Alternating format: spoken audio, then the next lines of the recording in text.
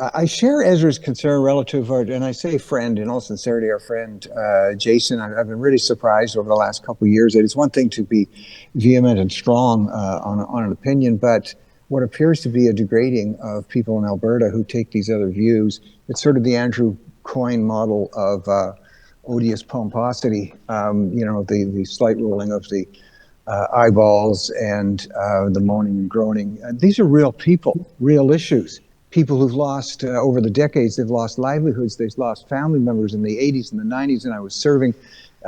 People were, I hate to wave this, but were committing suicide over the effects of federal liberal programming that was crushing the dreams of Albertans. Has been that way, ever since going way back to the 30s. So to demean people, to demean even the truckers, many of whom were shunted off to jail and had their bank accounts frozen for honking their horns.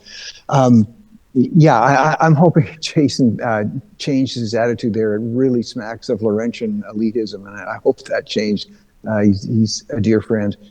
These are real issues for real people. And Jean Chrétien is the master at playing this card. When you come out, as Pierre was doing so effectively, you come out hitting hard. You hit hard on the issues. And then when the Liberals realize they can't win on the issues, they realize the economy is growing stagnant, they realize the debt is getting worse, they realize they're going to have to raise taxes, they say that's so un-Canadian. And Chrétien's style is always to wave the flag. When he loses the argument, he wraps himself in the flag and says, we are the best country in the world. Listen, I love Canada. I will fight for Canada. But the best country in which regard? We don't lead on any of the education indicators when you're looking at test scores. We certainly don't lead in GDP. We certainly don't lead in having the lowest taxes. Our crime rates are terrible. Our drug problems are terrible. We lead every country on the progressive social issues. We lead in promoting so-called MAID, helping people die.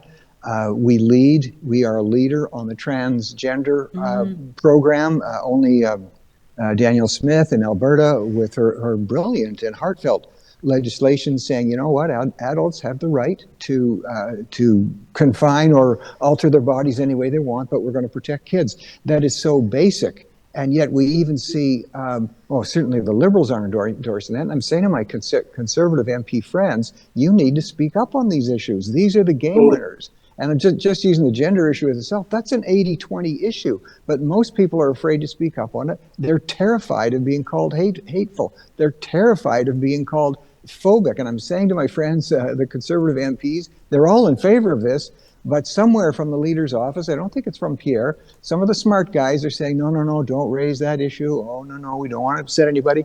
No, you have to get people's attention. You don't have to be rude, but you can speak aggressively on these issues. We're going into long-term economic stagnation in Canada. It is not unpatriotic to say that. It needs to be consistently said, and we need to remind people every time we see Mark Carney make another announcement about what he calls investment. We used to call it government spending.